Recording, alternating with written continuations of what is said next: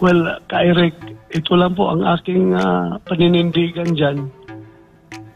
Kahit na siguro magiging 1 against 23 ako, palagay natin that 23 of my colleagues will gang me up para ako ay pahintuin o para ako ay i-dissuade na pakinggan yung mga dapat pakinggan.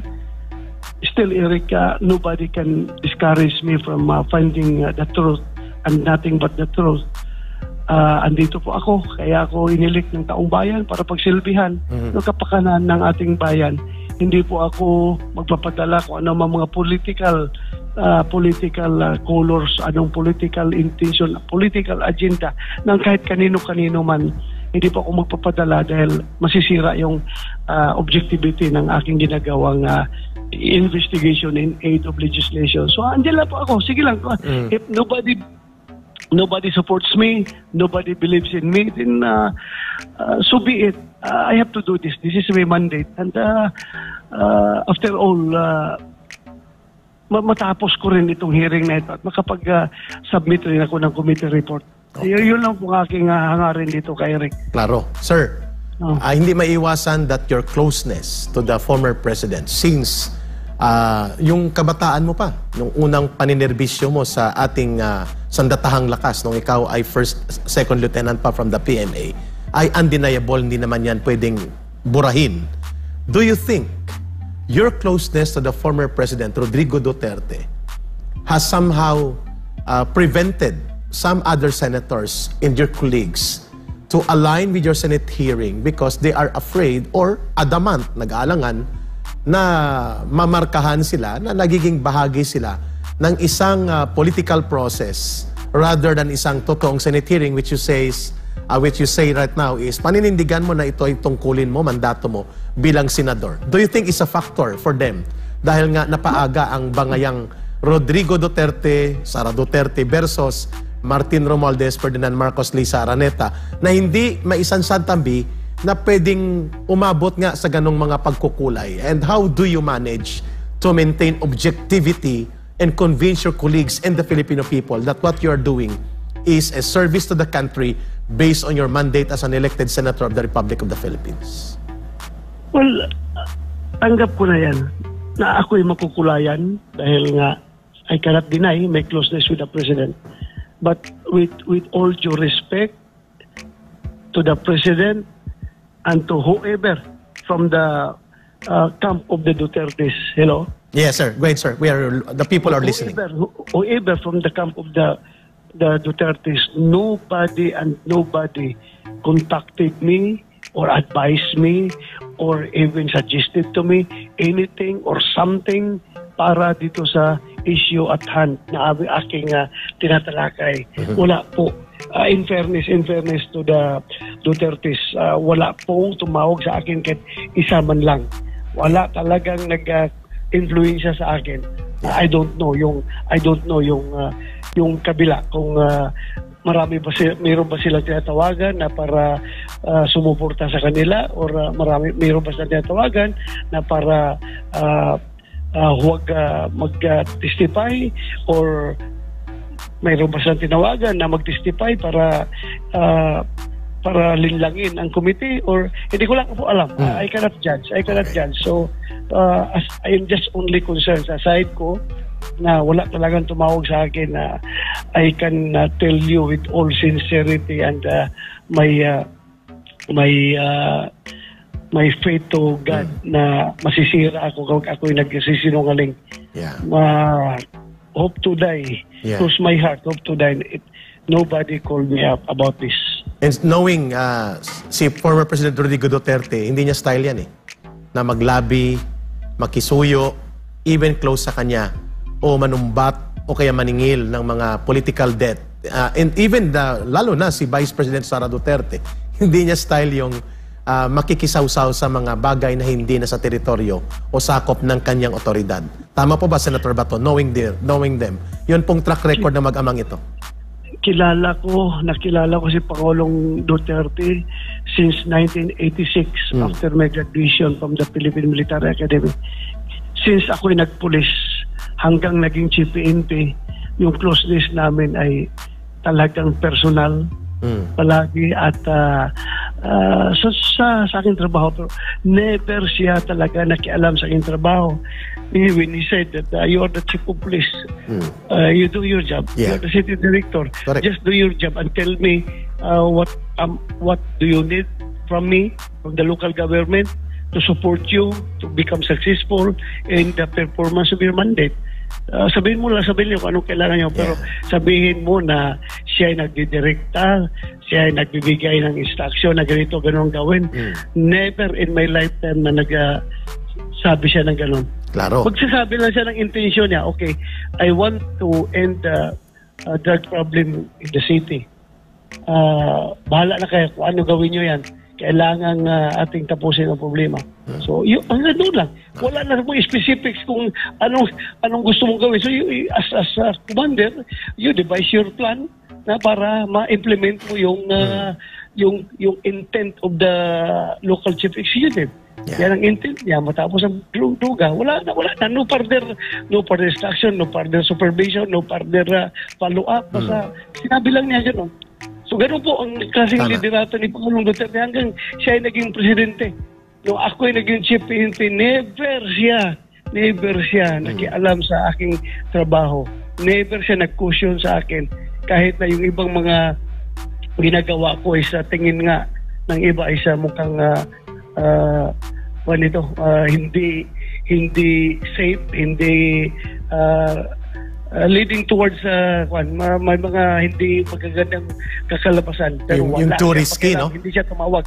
Senator Bato, you mean very risky sometimes yung decision making as a commander? Risky. I have to make the decision. Siya po wala pakialam. Kaya if you observe, pati yung kanyang SILG nung panahon na yun, ay hindi po nakikialam sa trabaho ko. Sekretarian niyo? Hindi, yung sekretary, hindi nakikialam dahil alam niya na hinahayaan tayo ni Pangulong Duterte na gawin yung ating mandato bilang Chief of the Philippine National Police. Correct. Kaya po, wala po nakikialam kahit sino, wala po nakikialam sa aking trabaho. Sir. Kaya ganun po ang style ng leadership ng ating Pangulo. And knowing him, si Senator Bato, sinabi mo, lalo na din ang kanyang anak, si Vice President Sara Duterte, hindi niya style na maglabi, makisuyo o kaya mag-influence operation. Tama po ba? Tamang-tama po yan. Wala ka ma-expect galing coming from her sa mga ganung bagay. Silang dalawa naging boss ko yan. Both of them naging mayor ng Davao at naging boss ko yan silang dalawa. Although medyo iba-iba yung style, templada, iba yung style, ibang approach sila, pero both of them, masasabi ko, hindi nakikialam sa trabaho ng pulis. Hindi nagbibigay ng pakialam basta sa kanila. They are there to support you para gampanan ang iyong mandato. Which brings me to a very controversial question. Ito po yung isa sa revelation ni Jonathan Morales as one of your main resource persons sa Senate hearing po ninyo na kinokondukta, na sinasabi niyang siya po'y nilapitan ng kanyang kasamahan na dating PDEA operative, nilinyahan at may halong bribery, pananakot, among others, at na-record po ito sa kuha ng CCTV camera doon mismo sa kanyang bahay at tumutugma ang kanyang mga sinasabi doon sa recorded voice component or audio component nitong CCTV na nakuha natin. At ito na yung sinasabi natin. If Jonathan Morales is an evil person, a polluted witness, the way some of your colleagues would like to deliver that message, and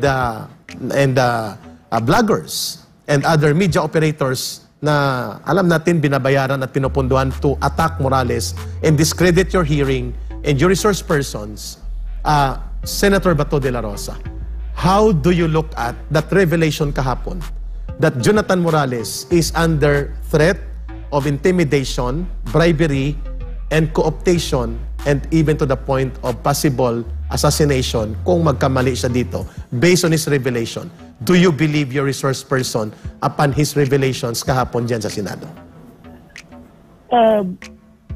Eric, the video speaks for itself.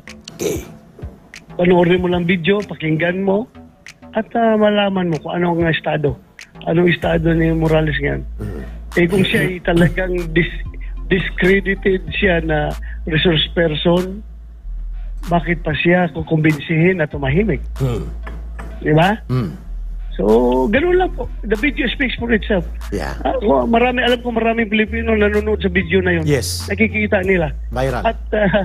At bibigyan ka pa ng statement coming from yung tao na nagsasalita na katang-isip lang daw niya, gawa-gawa lang niya para pasakayin o lukuhin yung kausap niya. Sabi ko nga, sige lang, hindi lang kita nabigyan ng enough time last hearing.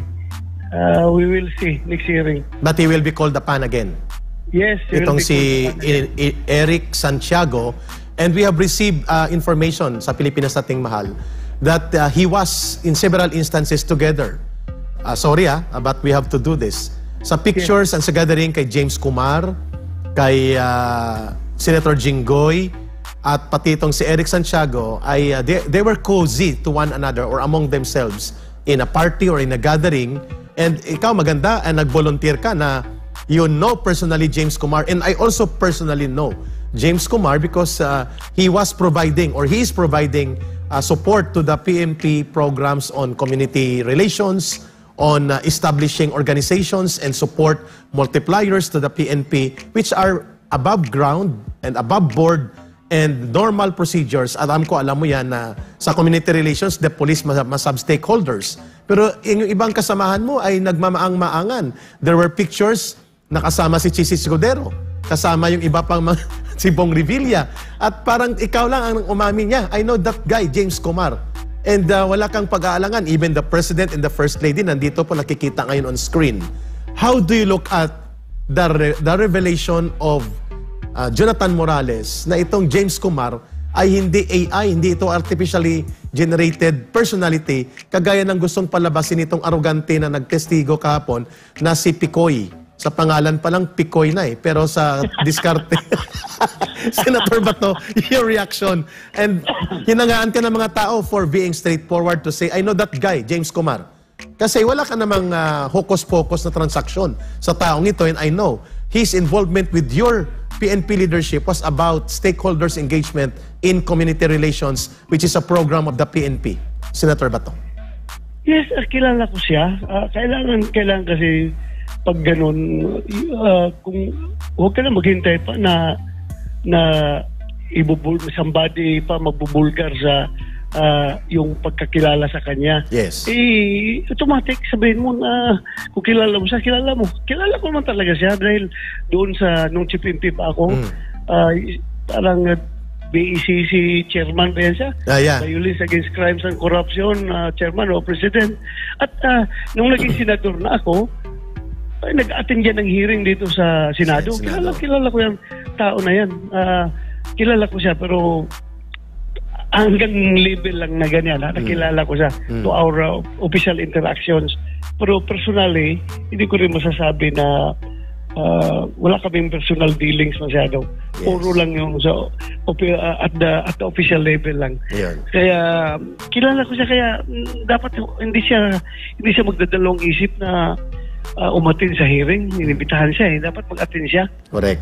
Yes, Senator Bato, how crucial this identification of Jonathan Morales through video call recorded sa kanyang cellphone at sa kanyang CCTV, the correlation and coherence of circumstantial factors and variables pointing out na siya ay nagsasabi ng totoo, may ugnayan ng kanyang mga naunang mga salaysay sa Senate Committee hearing mo ninyo, at hindi po yon tumutugma sa sinasabi ng ibang colleagues mo na gusto niyang i-dismiss na paulit-ulit, storyline, storytelling.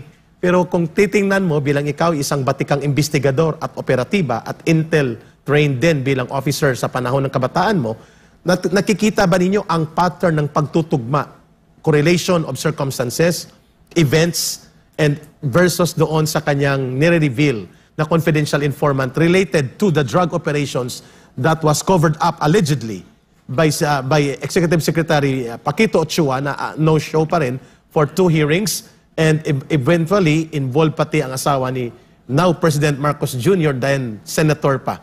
How do you look at ang pagtatagni-tagni at pagtatagpo-tagpo ng mga revelations ng sirkumstansya at mga bagay sa inyong naimbestigahan, Senator Bato? All of these pieces of evidence are very crucial to the committee in coming up with the committee report. At sinabi ko na nga sa iyo kanina, Eric, the video speaks for itself. Yeah. Bakit ka pa kailangan kausapin? Kung walang kwintang tao ka, hindi ka namin paniniwalaan, lahat na sinasabi mo ay pawang kasinungalingan, bakit pa ako magpadala ng tao na para kumisihin ka na tumahimik ka na lang dyan, huwag ka na magsalita, at may mga words of bribery pa na narinig natin. Yeah. So, klarong-klaro man doon sa video na yon. Klarong-klaro. At may halong pananakot pa na pwede siyang patayin anytime, in any manner, hindi na gamitan ng baril, manggain na lang daw ng sasakyan, or to the lalasunin, to that effect. Parang gano'n ang sabi nung taga Napolcom na nagdi-deny. Na doon kahapon, hindi ko lang masyado nag-grill dahil nga kinapustay ng oras. Senator Bato, nakikita ng taong bayan. Some of your senators, colleagues, or Senate colleagues, na kapwa-senador mo, ay inaagaw po ang initiative for you to conduct a hearing as the lead committee chair. Pero you maintain composure, bearing, and professionalism kasi mga miyembro sila ng committee ba, you cannot be accused the way Trillanes accused Senator Gordon before, na committee de waste de kutsilyo. We understand how do you manage to navigate, napakahirap nun, lalo na po na magkaroon ng personal na sagutan at magkalapit ng si Senator Jinggoy Estrada at si Jonathan Morales. No? Nakita yun kahapon. And maybe we can play up the video how you trafficked them to remain calm and composed. Senator Bato, do you expect ng iba pang ipapatawag like James Kumar na may maraming mga pakikipag-ugnayan sa mga colleagues mo at mga high-profile politicians, and then si Paquito Ochoa, sana gumaling na siya sa kanyang COVID-19, and itong involved na PDEA ex-operative yata ito, nakasama ni Morales na siyang nagkukumpas-kumpasan na nakatayo sa harap ni Morales. All of this are beginning to fall into pictures and bring in the puzzle that indeed there is truth to what Morales revealed from the confidential informants deposition of documents na ngayon ay nawawala sa PDEA. Senator Bato, how do you manage this kind of very highly charged, volatile situation in the Senate hearing? Ang sa akin lang, Eric, I have to maintain my composure at in dealing with my colleagues, I deal them with utmost respect. Kahit na minsan nakikita ko na yung kung saan papunta saan yung inclination ng kanilang mga diskarte, no? Kahit na nakikita ko na may inclination yung kanilang ginagawang diskarte, still may kanya-kanyang diskarte tayo eh. Respeto ko pa rin yan na hindi ko po sila basta-basta lang na i-disregard dahil mga pareho rin yan na may mandato galing sa taong bayan. Binoto yan ng taong bayan para maging senador at pareho rin po kami na may trabaho na dapat gampanan. So, ganoon lang po ang aking pagdala sa kanila, pagtratar sa kanila bilang mga kulig ko. At never po akong manginsulto sa aking mga kasamahan. Respeto ko sila kahit ano-ano ang pinagsasabi nila. I still maintain respect sa aking mga kasamahan. Very good. Because of that, nakita po ng taong bayan na you are hard as a rock outside, but you have a very good nature personality dahil hindi po kayo nadadala sa bugso ng damdamin mo doon sa isang highly politically charged situation and atmosphere. Senator Bato, gaano kahalaga pong humarap si former Executive Secretary Paquito Ochoa at gano'n na rin po itong si James Kumar, at may pagkakataon po bang mapiga itong discarding maniobrang sasawalang bahala o outright dismissal by arrogance ni Eric Santiago na taga Napolcom sa naipakitang very revealing recording ng CCTV with audio na sabi mo nga, let the video speaks for itself or speak for itself. Ito yung res ipsa loquitur. The thing speaks for itself. Wala ka nang ipaliwanag kasi alangan namang inimbento yon out of Photoshop or video editing and movie maker application ni Morales. Sir, gaano kahalaga po yung other resource persons na tinatanong sa inyo ni Senator Chis Escudero? Parang siya po ay nababagot na parang si Morales na lang po ang nagiging main focus of resource persons revelations and discussions. Well, napakahalaga po. In the case of Butsuwa, kailangan i-confirm or deny niya yung mga allegation sa sinasabi ni Morales. At ito namang si James Kumar, since nabanggit ang pangalan niya as a go-between, allegedly, between yung si Eric Santiago, go-between niya si Kumar at para daw doon yung may binanggit siya na Lam, di ba?